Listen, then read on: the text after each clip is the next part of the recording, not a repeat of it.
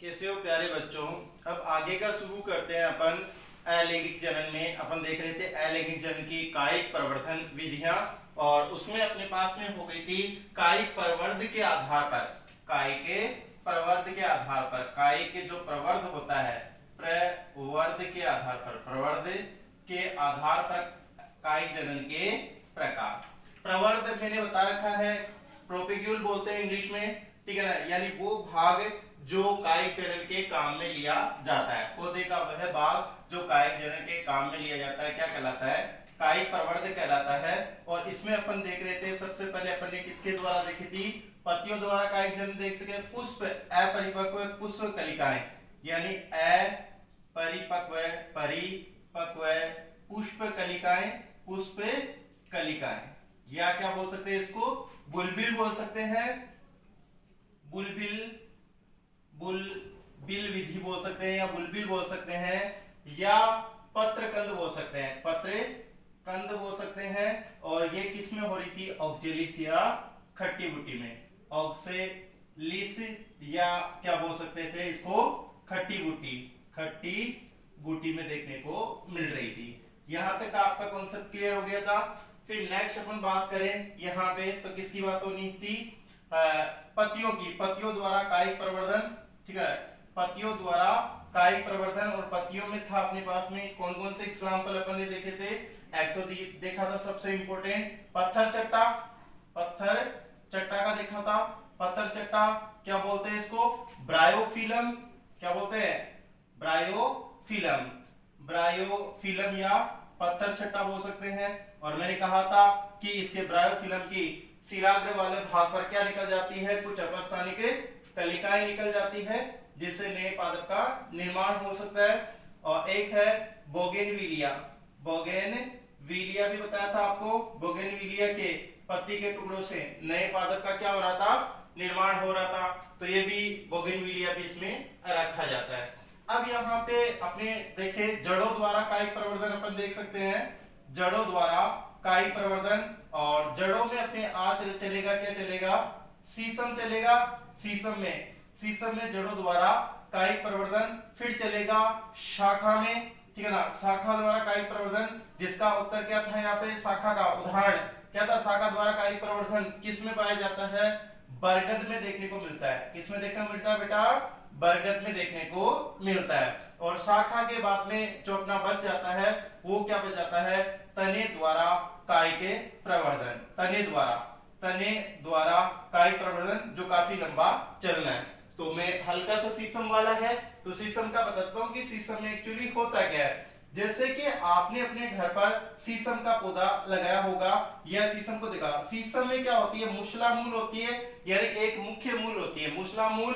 और दो टर्म्स चलती है, एक तो होती है मुसला मूल, दूसरी होती है रेशेदार मूल, या जिनको जकड़ा मूल भी बोला जाता है, फाइबर रूट। उनमें क्या होती है ये भी आपको बताता हूँ। एक तो मुसला मूल और एक है रेशेदार मूल। एक तो है मुसला मूल और दूसरी कौन सी है? रेशेदार मूल। मूसला मूल में क्या होता है? जैसे ऊपर दोनों के क्या है? ये तना है और इसका यहाँ पे क्या है? तना। और ये इसका क्या है? जमीनी स्तर। ये इसका क्या है? जमीनी स्तर। तो मूसला मूल में क्या होती है? तने से ये क्या निकलती है बेटा? मुख्य मूल निकलती है। बाकी मूल्य होती है वो मुख्य मूल से ही निकलती है। बट रेशेदार मूल में क्या होता है? सभी मूल्य होती है वो मुख्य तने के ही कांटेक्ट में होती है। इसमें एक ही होती है, बल्कि इसमें सभी मूल होती है वो मुख्य तने से क्या होती है? जुड़ी हुई होती है, संख्या में ज्यादा रहती है, और लगभग इनका आकार कैसा है? समान सी की होता है। बल्कि इसमें जो मुख्य मूल होती है, मुख्य मूल या प्राथमिक मूल जिसको बोल सकते हैं, ठीक है ना, या मुसला मूल जिसको बोल सकते हैं, तो इसका आकार सबसे बड़ा होता है। बाकी जो द्वितीयक है या इनसे तृतीयक है, ये जो मूल्य, ये तृतीयक हो गई, द्वितीयक से निकलने वाली तृतीयक हो जाएगी, तो ये निकलती है, तो ये इस मुख्य मूल से निकलती है। तने से तो केवल एक ही मूल लगी रहती है, इसको क्या होते हैं? मुसला मूल। मूसला मूल जनरली आपको पता है किसमें देखने को मिल जाएगा? मूसला मूल उनमें देखने को मिल जाएगा जो क्या होते हैं? दीर्घकालिक पौधे होते हैं, या यूं कह सकते हैं बहुवर्षीय होते हैं। जनरली कैसे होते हैं? बहुवर्षीय। बहुवर्षीय का मतलब क्या हुआ कि जिसका जीवन काल क्या होता है, 1 से अधिक 2 वर्षों से क्या होता है, अधिक होता है, तो उसको क्या बोलते हैं, बहुवर्षीय। यानी जो जैसे आम है, विशालकाय जैसे वृक्ष होते हैं, तो वो किस में रखे जाते हैं बेटा, बहुवर्षीय में रखे जाते हैं। और ये जनरली रेशेदार है, वो फसलों में मिल जाएगा। जैसे मान लो गेहूं को ले लो, बाजरे को ले लो, ठीक है ना, जो वार्षिक पौधे होते हैं या फसली जो पौधे होते हैं उनमें जनरली सामान्यतः रेशेदार मूल देखने को मिलती है। तो शीशम में ये शीशम का पेड़, ठीक है ना, आपने अपने घर पे लगाया बड़ी शान से, ठीक है। अब हुआ क्या कि थोड़े शीशम की जो जड़ें होती है वो गहराई में जाकर के अगर इनको इस तरीके से क्या हो जाती है, पड़ोसी के घर में क्या हो जाती है, इस तरीके से निकल कर यहाँ पर किसका निर्माण कर लेगी, अपस्थानिक कलिका का। अपस्थानिक कलिका का। अपस्थानिक कलिका क्यों बोला, कल ही मैंने इसका कॉन्सेप्ट क्लियर किया होगा। अपस्थानिक कलिका क्यों बोला, क्योंकि अपस्थानिक का मतलब क्या होता है, दूसरे स्थान से निकलने वाली कलिका। कलिका शीर्ष भाग पर निकलती है, तने के शीर्ष भाग पर निकलती है, बल्कि ये किसके निकल रही है, जड़ से निकल रही है। तो ऐसी कलिका को क्या बोलेंगे, अपस्थानिक कलिका। तो अपस्थानिक कलिका निकल रही है, यानी शीशम के पौधों की जड़ें गहराई में जाने, कुछ दूर गहराई में जाने के बाद में जमीन के ऊपर निकल जाती है, जिन पर अपस्थानिक कलिकाओं का निर्माण होता है। और इस अपस्थानिक कलिकाओं से किसका निर्माण हो जाएगा, संतति शीशम का निर्माण हो जाएगा। संतति शीशम का कैसे, कि अगर इसको काट दे तो फिर ये स्वतंत्र रूप से शीशम का काम में करने लग जाएगी। ऐसा बेटा किसमें पाया जाता है, शीशम में पाया जाता है। फिर देखो शाखा द्वारा, शाखा द्वारा जो देखने को मिलेगा वो किसमें मिलेगा, बरगद में देखने को मिलेगा।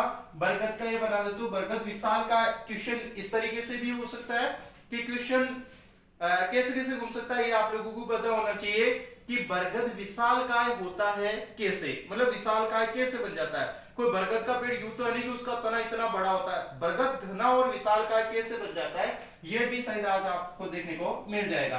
जैसे यहाँ पे ये मुस्कामूल होगी, अब होता क्या है, ये इसका एक तना जो मुख्य तना, और इससे क्या हो जाता है, विशालकाय बरगद का निर्माण। जैसे मान लो ये विशालकाय बरगद का निर्माण, इससे भी विशालकाय बनाते हैं। इसकी जो शाखाएं होती है, जैसे मान लो ये शाखाएं हो जाती है, उनसे अपस्थानिक जड़ों का निर्माण हो जाता है। ये जो लटकती रहती है ना, झूला झूलने वाली आपके, हाँ सावन में झूला झूलने के लिए, ये जो रेसे यानी रस्सी नुमा संरचनाएं जो लटकती रहती है, उनको क्या बोलते हैं बेटा, अपस्थानिक जड़ें। इनको अपस्थानिक कलिका नहीं बोल रहे बेटा, अपस्थानिक जड़ें बोल रहे हैं। अपस्थानिक जड़ें यानी एडवेंटेज रूट बोल रहे हैं, अपस्थानिक जड़ें बोल रहे हैं, अपस्थानिक मूल्य बोल सकते हैं। किनको बोल रहे हैं, यानी तने से, शाखा से निकलने वाले, तने, तने के ऊपर क्या है, शाखा है, और शाखा से क्या निकल रही है, अपस्थानिक जड़ें। जड़ें तने के ये नीचे वाले भाग से निकलनी होती है, यहां से निकलनी होती है, लेकिन ये मूल तंत्र से नहीं निकल करके शाखा तंत्र से निकलने वाली जड़ें, इसलिए इनका क्या नाम रख दिया बेटा, अपस्थानिक जड़ें। तो ये जो अपस्थानिक जड़ें हैं, ये क्या होती है, लगातार वृद्धि करते करते करते करते एक दिन क्या हो जाएगी, जमीन के टच में आ जाएगी, ठीक है ना, क्या आ जाएगी, जमीन के टच में आ जाएगी। और जो जो मतलब इस तरीके से जमीन के जैसे टच में आ रही है, जो मान लो कि जड़ें, ये जो अपस्थानिक जड़ें जमीन के कांटेक्ट में आती है, तो जमीन के कांटेक्ट में आकर के इनके फिर मूल तंत्र का निर्माण हो जाता है, यहाँ पे जड़ें निकल जाती है, और ये धीरे धीरे किसमें कन्वर्ट हो जाएगी, तने में रूपांतरित हो जाती है। और ये भी तना, ये भी तना, फिर ये भी तना हो जाएगा, फिर ये भी ये जड़ें किसमें रूपांतरित हो जाएगी, तने में। और इस तरीके से खूब सारे तने होकर के बरगद क्या हो जाएगा, विशालकाय हो जाएगा। अगर आप चाहते हो कि मैं इस बरगद को यहां से काट दूं तो कोई दिक्कत नहीं है, क्योंकि इसकी तो खुद की जड़ें होगी, ये एक स्वतंत्र पौधे की तरह व्यवहार करने लग जाएगा।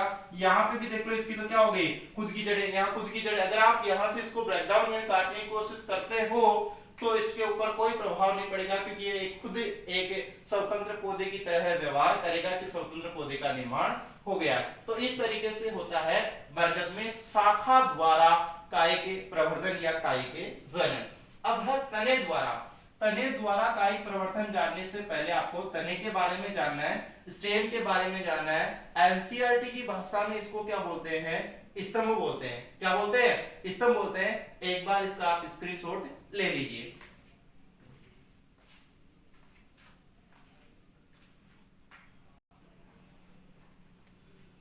हो गया आपका स्क्रीनशॉट।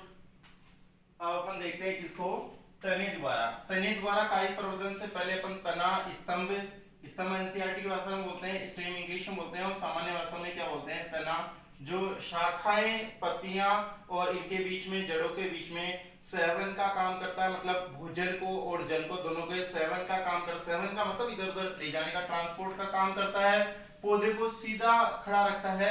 लेकिन आपने ये भी देखा होगा कि तने भी एक प्रकार के नहीं होते, तने भी विभिन्न प्रकार के होते हैं। तो अपन यहाँ पे तीन भागों में इनको बांट करके, तीन कैटेगरी में बांट करके इनकी स्टडी करने वाले हैं अभी। पहला जो है वो है कौन से, ऊर्ध्वाधर तने। कौन से बेटा, ऊर्ध्वाधर, ऊर्ध्वाधर तने, ऊर्ध्वाधर तने। एक तो हो गया ऊर्ध्वाधर, दूसरे होते हैं कौन से, विसर्पी तने। कौन से होंगे, विसर्पी तने, ठीक है ना, विसर्पी तने। और तीसरे हो जाएंगे वो कौन से हो जाएंगे, भूमिगत तने, भूमिगत तने, भूमिगत तने हो गए। पहला अपन देखते हैं कौन से, ऊर्ध्वाधर तने। ऊर्ध्वाधर समझते हो, ऊर्ध्वाधर और क्षैतिज। अगर आपको ऐसे याद रहता, ऊर्ध्वाधर जमीन के ऊपर कोई उबा होता है तब तो ऊ से उबा और ऊ से ऊर्ध्वाधर। अगर कोई उबा होता है, जैसे मैं उबा हूं तो वो क्या हूं, ऊर्ध्वाधर। और जमीन पे कोई सूता होता है तो वो क्या होता है, क्षैतिज। लपड़े खत्म आज के बाद में ऊर्ध्वाधर और क्षैतिज का। तो ऊर्ध्वाधर की अपन बात करते हैं तो ऊर्ध्वाधर मतलब क्या होता है, सीधा खड़े रहने वाले तने, सीधा खड़े रहने वाले तने, खड़े रहने वाले तने, रहने वाले तने, रहने वाले तने को क्या बोलते हैं, ऊर्ध्वाधर तने। विसर्पी का मतलब होता है सांप की तरह, ठीक है ना, जमीन पर। क्षैतिज तने, यूं कह सकते हैं, क्षैतिज तने, क्षैतिज रूप से जमीन पर, जमीन पर, यानी जमीन पर किस रूप में रहते हैं, क्षैतिज रूप में सूते रहते हैं। और फिर रहता है कौन सा, भूमिगत तने। ये कौन से हो गए, विसर्पी। अब देखते हैं भूमिगत, अंडरग्राउंड स्टेम्स, ठीक है ना। अंडरग्राउंड स्टेम की अगर बात करें, जमीन के अंदर, भूमि के गत का मतलब गर्त से होता है, भूमि गर्त भी बोल सकते हैं इनको, खड्डे के अंदर या जमीन के अंदर। तो यूं लिख सकते हैं कि जमीन के या भूमि के अंदर, जमीन के अंदर उपस्थित तने, जमीन के अंदर उपस्थित तनों को किस में रखेंगे, भूमिगत तनों में रखेंगे। तो पहले अपन बात करते हैं सीधा खड़े रहने वाले, सीधा खड़ा रहने वाले तने। कौन से तने बेटा, ऊर्ध्वाधर तने। इसका अगर अपन डायरेक्ट ही देखें, ऐसे तने तो होते हैं पर्णाभ स्तंभ वाले। कैसे होते हैं, पर्णाभ स्तंभ वाले तने, पर्णाभ स्तंभ वाले तने, स्तंभ वाले तने, पर्णाभ स्तंभ वाले तने होते हैं, उनमें ये विधि काम में आती है। याद आ रहा है आपको, पर्णाभ, पर्णाभ का मतलब होता है पत्ती जैसा आभास कराने वाला तना। क्या कहलाते हैं, पर्णाभ स्तंभ वाले तने कहलाते हैं। पत्ती जैसा आभास, पर्णाभ स्तंभ का मतलब कैसा होता है, तना क्या हो, हरा हो, और क्या हो बेटा, मांसल हो। एक तो कैसा हो, हरा, और दूसरा कैसा हो, मांसल हो। तो ऐसे तने क्या कहलाते हैं, पर्णाभ स्तंभ वाले तने कहलाते हैं। हरा और मांसल तनों को क्या बोलेंगे, पर्णाभ स्तंभ वाले तने। और इसमें जो उदाहरण आपके जाता है, उदाहरण वो कौन सा जाता है बेटा, नागफनी का। कौन सा जाता है, नागफनी का। नागफनी इसमें मोर कैरेक्टर्स, या यूं कह सकते हैं काफी अच्छा ऑप्शन रहेगा यहाँ पे। कैसा होता है नागफनी, ये भी देख लेते हैं। आपने अगर देखा तो मरुस्थलीय पौधा नागफनी, नागफनी में इस तरीके के ऐसे तने देखने को मिलते हैं, या यूं कह सकते हैं नागफनी का अगर आपको देखना है तो इस तरीके से नागफनी देखने को मिल जाएगी, नीचे से ऐसे। और फिर ये इसके जो मैं बना रहा हूं, ये जो आपको पत्ते नजर आ रहे हैं, ये पत्ते नहीं है, इसके क्या है, ये तने हैं। ये क्या है, इसके तने हैं। इस तरीके से ये एक के ऊपर है, एक के ऊपर एक, और यहाँ पे क्या लगे रहते हैं, कांटे लगे रहते हैं। ये इसके जो पत्तियां हैं वो तो किस में रूपांतरित हो जाती है, कांटों में रूपांतरित हो जाती है। और तना है वो पत्ती जैसी संरचना यानी पर्णाभ स्तंभ में क्या हो जाता है, रूपांतरित हो जाता है। रूपांतरण का मतलब समझते हो, इंग्लिश में मॉडिफिकेशन, या यूं कह सकते हैं बदल जाता है। अब ये इसका कोई भी भाग, ठीक है ना, अगर इसका कोई भी भाग क्षतिग्रस्त हुआ, अगर इसका कोई भी भाग अगर क्षतिग्रस्त हुआ तो क्षतिग्रस्त भाग से क्या हो जाएगा, नए पादप का निर्माण। क्षतिग्रस्त का मतलब होता है बाह्य आघातों या बाह्य चोट या बाह्य कारणों से क्या हो जाता है, टूट जाता है। तो अगर मान लो ये इसका भाग टूट गया तो टूटे हुए भाग से क्या हो जाएगा, नए संतति का निर्माण हो जाएगा, नई संतति पादप का क्या हो जाएगा, निर्माण हो जाएगा। ऐसा पाया जाता है किसमें, नागफनी में देखने को मिलता है। किसमें देखने को मिलता है, नागफनी। और नागफनी को क्या बोलते हैं, ऑफेंसिया भी कहते हैं। मैं कोष्टक में लिख देता हूं, ऑफेंसिया से भी क्वेश्चन आया, ऑफेंसिया सिया भी बोल सकते हैं, इसको क्या बोलते हैं ओफेंसिया, या क्या बोलते हैं नागफनी। तो ये होता है जनरली इसका उदाहरण। तो कोई दिक्कत इसमें, आप लोग कर लोगे। ऊर्ध्वाधर तने, सीधा खड़ा रहने वाले तने, ऐसे तने जो कैसे होते हैं प्रणाम स्तंभ वाले तने होते हैं। कैसे होते हैं कि प्रणाम स्तंभ का मतलब होता है हरे और मासल, यानी बोले तो पत्ती नुमा, ठीक है ना, पत्ती जैसे तने, ठीक है ना, पत्ती जैसे तने। पत्ती जैसे तने क्या कहलाएंगे, प्रणाम स्तंभ वाले तने हो जाएंगे। और इसमें उदाहरण जाता है किसका, नागफनी का। ये नागफनी का पौधा हो गया। नागफनी में ये जो संरचना है ये कैसी होती है, पत्ती जैसी कैसी है, मासल तना, हरा मासल तना, ये हरा मासल तना है, मासल तना है। और इस तने के ऊपर ये क्या क्या लगे हुए हैं, ये और तने हैं, ये तने हैं, और इनका अगर कोई भाग, और ये जो कांटेनुमा संरचना, इनको कांटे कांटे किसका रूपांतरण है, पत्तियों का, और तना किसका रूपांतरण है, पर्णाभ स्तंभ का, पर्णाभ स्तंभ का रूपांतरण। तो ये नागफनी का आप लोग एग्जांपल समझ गए होंगे। फिर अगला देखते हैं अपन कौन सा, विसर्पी तने। विसर्पी का मतलब तने, विसर्पी तनों का मतलब क्या होता है बेटा, ऐसे तने जो जमीन पर सूते रहते हैं, यानी क्षैतिज रूप से जमीन पर उपस्थित होते हैं, वो क्या कहलाते हैं, विसर्पी तने। विसर्पी यानी सांप की तरह रपटे हुए या लिपटे हुए। अपन बात कर लेते हैं ऐसे तने क्या होते हैं, कोमल और मुलायम होते हैं, कोमल व मुलायम होते हैं, कोमल और मुलायम तने होते हैं, कोमल और मुलायम तने होते हैं, यानी ये तने थोड़े सॉफ्ट होते हैं, इसलिए सीधे खड़े नहीं रह सकते। और यही कारण होता है कि ये सूते रहते हैं या लेटे रहते हैं, क्योंकि ये तने कैसे होते हैं, कोमल या मुलायम या सॉफ्ट तने होते हैं, ठीक है। तो इनमें सीधा खड़े रहने, यानी काष्ठीय प्रकृति के नहीं होते, या सीधे खड़े रहने की क्षमता इनमें नहीं होती। तो अपन बात करते हैं ऐसे तनों में क्या पाया जाता है, इसके जो प्रकार है वो प्रकार भी अपन बात कर लेते हैं, कौन कौन से प्रकार है, इनको भी अलग अलग भागों में बांटा हुआ है, ठीक है। इसके नीचे लिखा तो भी इसका ही है, ध्यान रखना, ये लाइन इधर से जा रही है। पहला है ऊपरी भूस्तरी, ऊपरी भूस्तरी, ऊपरी भूस्तरी, ऊपरी भूस्तरी। फिर है भूस्तारी, भूस्तारी। फिर है अंतः भूस्तरी, अंतः भूस्तरी, ठीक है। भूस्तरी लिखते हो इसको, भूस्तरी। एक है ऊपरी भूस्तरी, ध्यान रखो, ऊपरी भूस्तरी। एक है अंतः भूस्तरी, एक क्या है भूस्तरी या भूस्तारी, ठीक है। और अगला जो है वो कौन सा है, भूस्तारी का, भूस्तारी का क्या है, भूस्तारी का। तो ये आप लोगों को हल्के से मिलते जुलते से नजर आ रहे होंगे, ठीक है ना। रनर्स है, स्टोलन है, ऑफसेट है, ठीक है ना। तो इसको आप ध्यान रखना, ये है ऑफसेट, ठीक है ना, ऑफसेट, ये रनर्स वगैरह।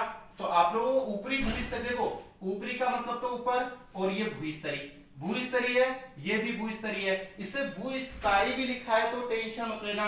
और ये भी सेम ही है, अंत है ये, और ये भी कैसा है भूस्तरी, यानी ये तीनों टर्म्स क्या है, सेम है, यानी भूस्तरी भूस्तरी भूस्तरी। इसको ता लिखा हुआ है तो भी कोई दिक्कत नहीं है, लेकिन रीका नहीं आता है, तारी आगे का नहीं आता है, का केवल इसमें ही आता है। ये ऊपरी है, अभी तीनों में फर्क है, ये ऊपरी है और ये अंत है, बाकी ये तीनों के तीनों क्या है, सिमिलर है। इसमें एक स्पेशल है, कौन सा है, वो है का, यानी भूस्तरी का। ध्यान रहे, ये ऊपरी भूस्तरी है और ये अंतः भूस्तरी है, और ये दोनों के बीच का कौन सा हो गया, ऊपरी भूस्तरी, भूस्तरी और अंतः भूस्तरी, कोई दिक्कत नहीं है, यानी ऊपर का, बीच का और अंदर का। और ये भूस्तारी का वाला भूस्तारी का। इंग्लिश ध्यान में रख लेना इसकी, ऑफसेट, क्योंकि अधिकतम क्वेश्चन इससे ही पूछे जाते हैं। तो मैं इसको स्टार लगा देता हूं, ट्रिपल स्टार, क्योंकि इससे क्वेश्चन पूछे जाते हैं।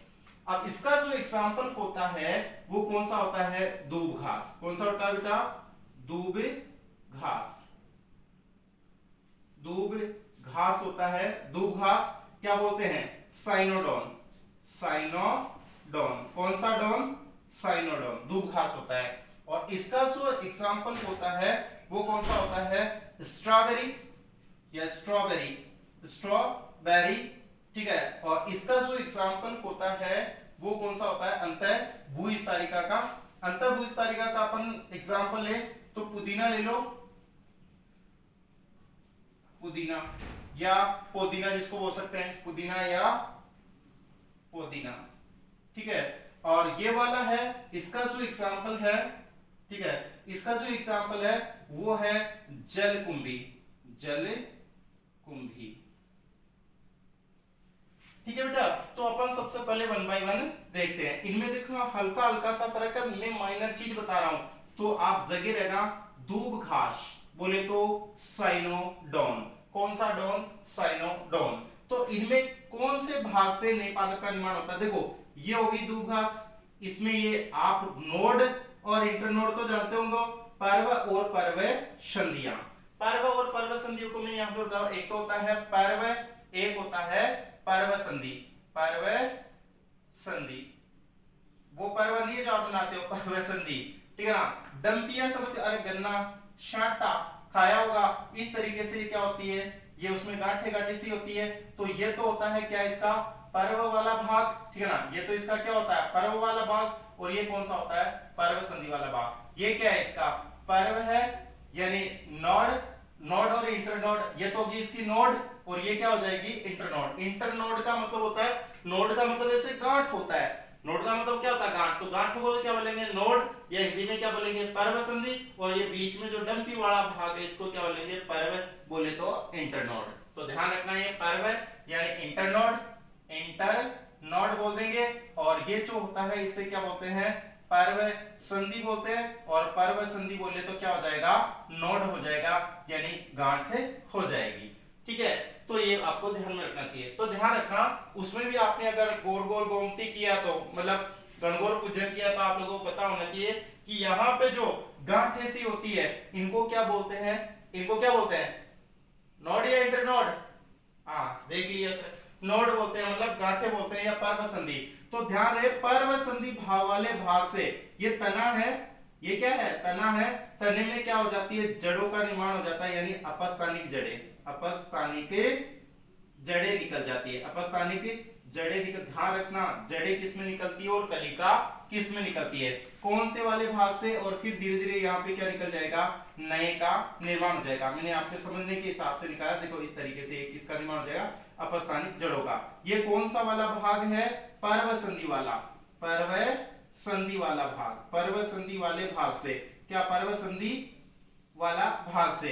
यानी दूब घास में आप एक लाइन में खत्म कर सकते हो कि पर्व संधि, पर्व संधि वाले भाग से, संधि वाले भाग से, भाग से क्या निकल जाती है बेटा, अपस्थानिक जड़ें, अपस्थानिक जड़ें निकल जाती है, अपस्थानिक जड़ें, जिनसे नए पादप का, जिससे क्या हो जाता है, नए पादप का निर्माण, नए पादप का निर्माण हो जाता है, जिनसे क्या हो जाता है, नए पादप का निर्माण हो जाता है। ध्यान रहे, पर्व संधि वाले भाग से, पर्व संधि, ठीक है ना। और यहाँ पर्व संधि वाले भाग से क्या हो जाता है, अपस्थानिक जड़ें निकल जाती है बेटा, जिससे क्या हो जाता है, नए पादप का निर्माण हो जाता है, जिससे क्या हो जाएगा, नए पादप का निर्माण हो जाएगा।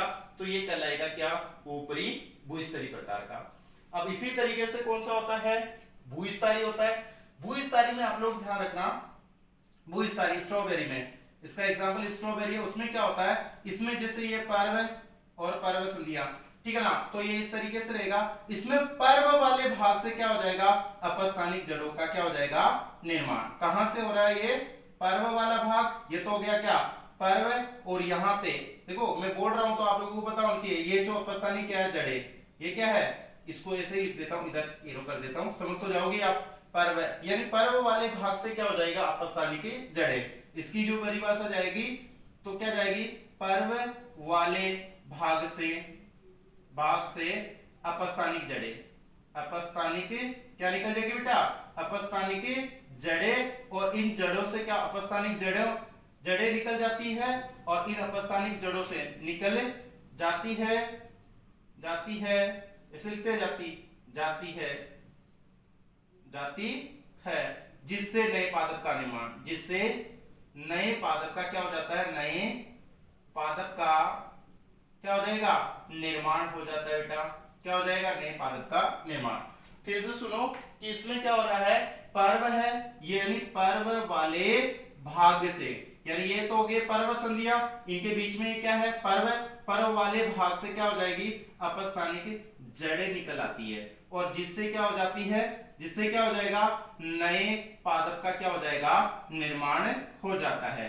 यानी अपस्थानिक जड़ों से नए पादप का निर्माण, और वो भी किससे, पर्व वाले भाग से।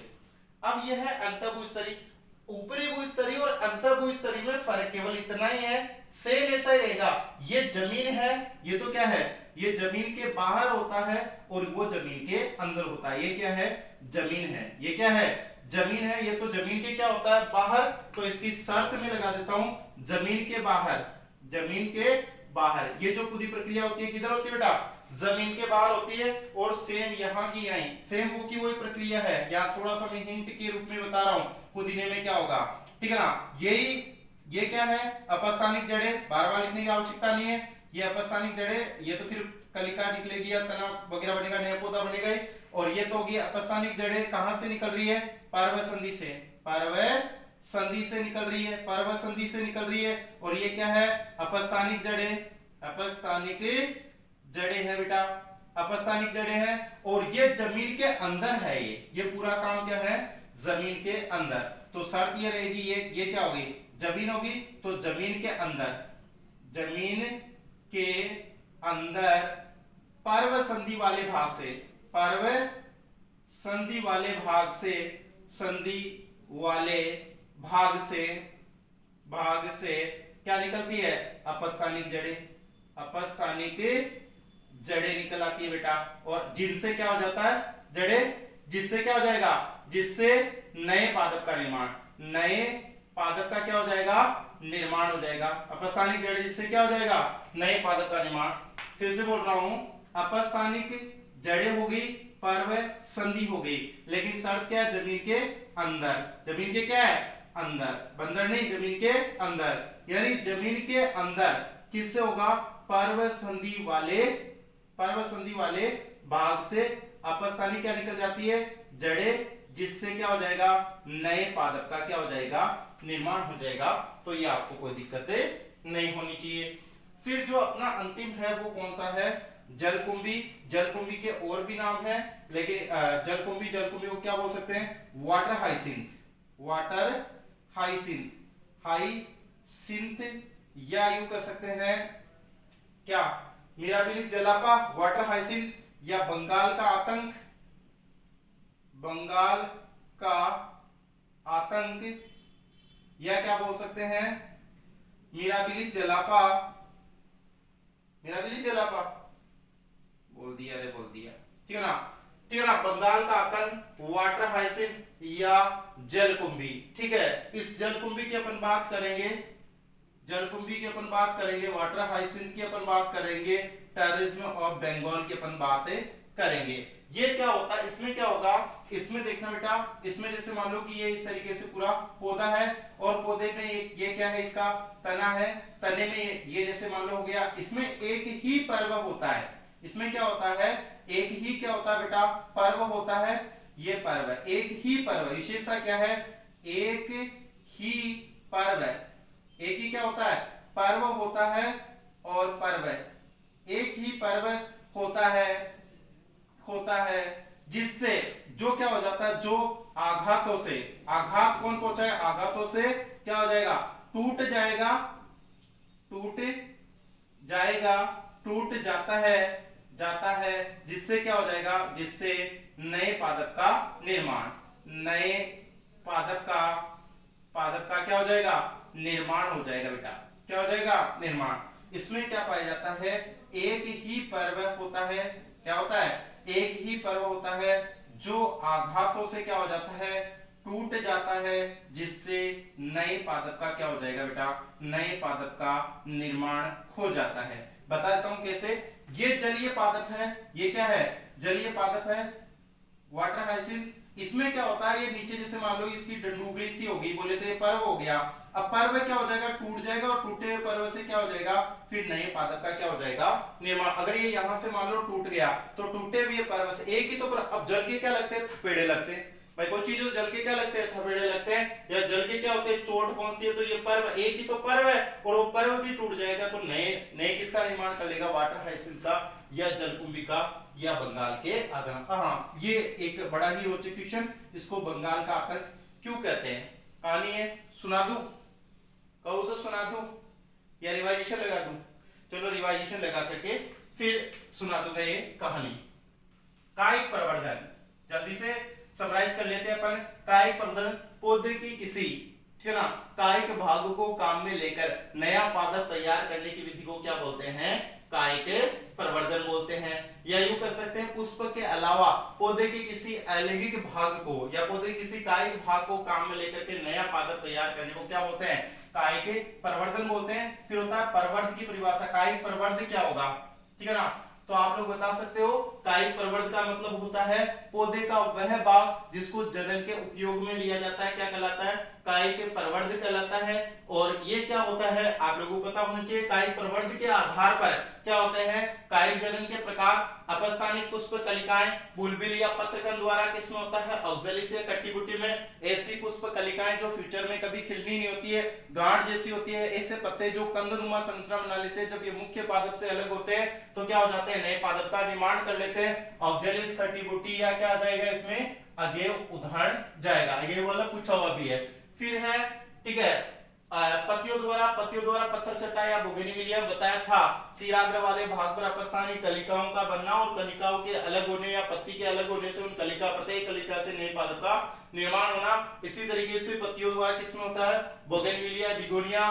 फिर होता है जड़ों द्वारा किसमें होगा, शीशम में बताया था कि शीशम में जड़ होती है, जड़ थोड़ी सी दूर गति करने के बाद जमीन के ऊपर आ जाती है, अपस्थानिक कलिका का निर्माण कर लेती है। अगर ये मुख्य पादप से अलग हो जाए तो स्वतंत्र पादप का निर्माण हो जाता है। इस द्वारा शीशम में जड़ों द्वारा कायिक प्रवर्धन होता है। शाखा द्वारा बरगद में होता है, बरगद में बताया था कि एक बहुवर्षीय पौधा है जो विशालकाय कैसे बनता है कि इसके मुख्य तने से जो शाखाएं निकलती है, उन शाखाओं से अपस्थानिक जड़ें निकलती है, जो जड़ें जमीन के संपर्क में आकर के क्या कर लेती है, नई जड़ों का, नीचे वास्तविक मूलों का निर्माण कर लेती है। और धीरे धीरे ये जो अपस्थानिक जड़ें तने में बदल जाती है और बरगद क्या हो जाता है, विशालकाय है, इसको अगर स्वतंत्र पादप की तरह बिहेव करने लग जाता है प्रत्येक अपस्थानिक जड़ों वाला तना। फिर होता है तने द्वारा, तना क्या होता है आप लोगों को पता होना चाहिए, पौधे को सीधा खड़ा रखने वाला है, जमीन से जड़ तंत्र को, और ऊपर क्या हो जाता है, परलोक तंत्र को जोड़ने वाला मध्य भाग होता है। तने की स्थिति के आधार पर तनों के प्रकार अपने देखे थे, ऊर्ध्वाधर तने ऐसे तने जो सीधे खड़े रह सकते हैं, विसर्पित तने ऐसे जो क्षैतिज रूप से जमीन पर होते हैं, और भूमिगत तने जो क्या होते हैं, जमीन के अंदर होते हैं, जिनकी अभी अपन ने बात नहीं की है, ये थोड़ी सी बाकी है। पहले देखते हैं ऊर्ध्वाधर तने यानी सीधे खड़े रहने वाले तने। ऐसे तने कैसे होते हैं, प्रणाम स्तंभ वाले तने होते हैं। प्रणाम स्तंभ बोले तो हरे और मांसल होते हैं, और होते कैसे, जैसे कि पत्ती जैसे के समान होते हैं। उदाहरण क्या है, नागफनी जिसको क्या बोलते हैं, ओफेंसिया। ओफेंसिया एक मरुस्थलीय पादप है। कैसा है, मरुस्थलीय पादप है, यानी मरुस्थल में पाया जाता है, मरुस्थल में पाया जाता है ये पौधा। इसकी क्या हो जाती है, मुख्य मूल, या यूं कह सकते हैं कि इसमें मुख्य मूल या गहरी जड़ें पाई जाती है। इसमें इस तरीके से काफी गहरी जड़ें पाई जाती है, क्योंकि मरुस्थल में आपको पता है पानी का स्तर क्या होता है, नीचे रहता है। तो इसमें क्या हो जाता है, तना माशल और हरा हो जाता है, पत्तियों जैसा हो जाता है, जिसको प्रणाम स्तंभ बोलते हैं। पत्तियां कांटों में रूपांतरित हो जाता है, और तना होता है वो प्रणाम स्तंभ में रूपांतरित हो जाता है। फिर अपन ने देखे थे विसर्पित तने, ऐसे तने जो क्षैतिज रूप से जमीन के ऊपर लेटे रहते हैं या जमीन के ऊपर पड़े रहते हैं। कोमल या मुलायम, अब विराजे हुए तो बोल नहीं सकता, पड़े रहते हैं, कोमल या मुलायम होते हैं। किस तरीके के, इनको मैंने कितने भागों में बांट दिया, 4। कौन सा, ऊपरी भूस्तरी, अंतःभूस्तरी और भूस्तारिका।